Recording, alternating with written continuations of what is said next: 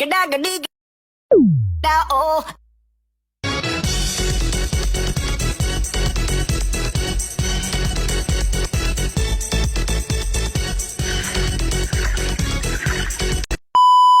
Halo, perkenalkan, nama saya Arya Felician dengan NIM 12509-8709. Di sini saya akan menjelaskan tentang HTTP, MQTT, dan COAP dalam sistem Internet of Things. Yang pertama yaitu HTTP, yang berarti Hypertext Transfer Protocol. HTTP adalah protokol komunikasi yang digunakan untuk pertukaran data antara klien dan server di internet, dan HTTPL bekerja dengan model request response di mana klien mengirim permintaan dan server memberikan balasan. Protokol ini banyak digunakan pada website dan aplikasi web. HTTP menggunakan TCP sehingga komunikasi lebih stabil namun membutuhkan bandwidth yang lebih besar. Pada sistem IoT, HTTP digunakan untuk mengirim data dari perangkat ke server atau cloud. Stop. Dan selanjutnya MQTT, Message Queuing Telemetry Transport. MQTT adalah protokol komunikasi ringan yang dirancang khusus untuk perangkat IoT dengan jaringan terbatas. MQTT menggunakan model publish subscribe melalui sebuah broker sebagai perantara pesan. Perangkat dapat mengirim publish data ke broker dan perangkat lain dapat menerima subscribe data tersebut. MQTT menggunakan TCP dan sangat efisien karena ukuran data kecil. Protokol ini sering digunakan pada sensor, smart home, dan sistem monitoring IoT. Stop. COAP, Constrained Application Protocol. COAP adalah protokol komunikasi yang dirancang untuk perangkat IoT dengan sumber daya terbatas. COAP bekerja dengan model request response mirip dengan HTTP, tetapi lebih ringan. Protokol ini menggunakan UDP sehingga komunikasi menjadi lebih cepat dan hemat energi. COAP sering digunakan pada sensor jaringan, smart agrikultur, dan perangkat IoT kecil. Protokol ini juga mudah diintegrasikan dengan sistem web berbasis HTTP. Stop. Perbedaan HTTP, MQTT, dan COAP.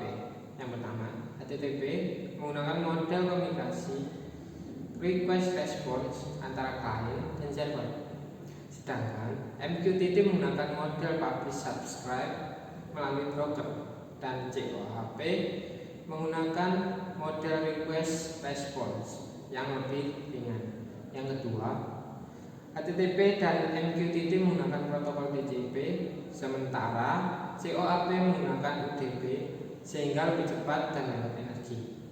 Yang ketiga, HTTP lebih sering digunakan untuk aplikasi web dan layanan internet, sedangkan MQTT dan COAP lebih banyak digunakan pada sistem Internet of Things atau IoT. Yang keempat, MQTT lebih efisien untuk komunikasi banyak perangkat secara real time, sedangkan COAP cocok untuk perangkat IoT dengan sumber daya terbatas. 5. HTTP membutuhkan bandwidth lebih besar, sementara MQTT dan COAP dirancang agar lebih ringan dan hemat jaringan. Cara kerja HTTP, Hypertext Transfer Protocol. Yang pertama, HTTP bekerja dengan sistem client server menggunakan metode request dan response. 2. Klien seperti browser atau perangkat IoT mengirim permintaan data atau request ke server. Yang ketiga, server kemudian memproses permintaan tersebut dan mengirimkan respons berupa data kembali ke klien. 4. Setiap komunikasi dilakukan melalui koneksi TCP untuk memastikan data terkirim dengan benar. Stop. Oke. Cara kerja MQTT, Message Queuing, Telemetry Transport. 1. MQTT bekerja dengan sistem publish subscribe menggunakan broker sebagai perantara. Perangkat IoT yang ingin mengirim data akan dipublish pesan ke broker pada topik tertentu. Yang ketiga, perangkat lain yang membutuhkan data akan subscribe pada topik tersebut. Yang keempat, broker kemudian mendistribusikan pesan ke semua perangkat yang telah berlangganan pada topik tersebut. Oke. Cara kerja COAP, Constrained Application Protocol. Yang pertama, COAP bekerja dengan sistem request response yang mirip dengan HTTP, tetapi lebih ringan. Kedua, perangkat IoT mengirim request ke server menggunakan protokol UDP. 3. Server akan memproses permintaan dan mengirimkan respons kembali ke perangkat. 4. COAP juga mendukung fitur observe sehingga perangkat dapat menerima pembaruan data secara otomatis tanpa harus meminta berulang kali. Kesimpulannya, HTTP, MQTT, dan COAP merupakan protokol komunikasi yang digunakan untuk pertukaran data pada jaringan internet, sistem IoT.